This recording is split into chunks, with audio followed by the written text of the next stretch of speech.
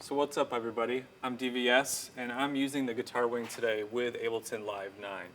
So let me walk you through what I have mapped here today.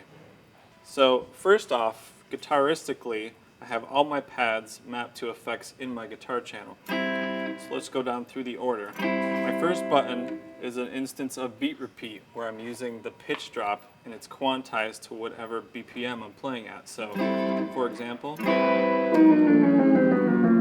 you can hear that it drops in a quantized time. The second is an instance of max for live, and it's another pitch drop as well, but it isn't quantized. So I can set that to various speeds. The third pad is an instance of auto pan,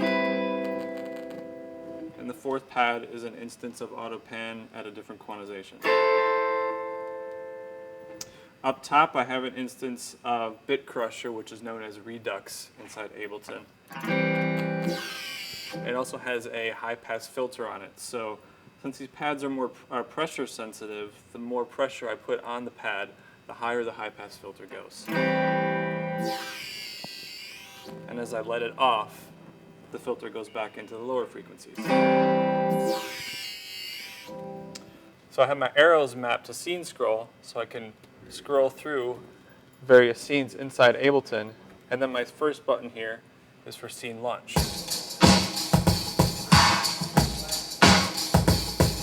So down here, my third button, this is a record enable or play for my looper.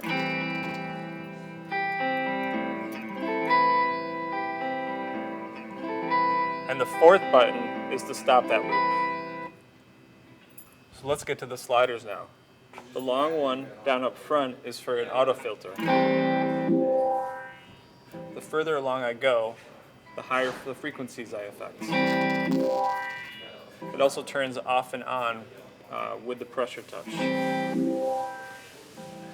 Down here I have these mapped to an effect in Ableton called Fade to Gray,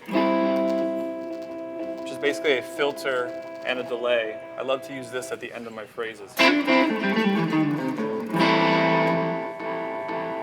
It's kind of a washout type effect. And lastly, on this fader, I actually have it used for a fade to gray on my looper. So allows me to fade out the looper without having to do a hard stop with the stop button. Thanks again for watching. This is how I use the Livid Wing with Ableton Live 9. As you can see, it's really easy and super fun to integrate into your guitar setup. Here we go.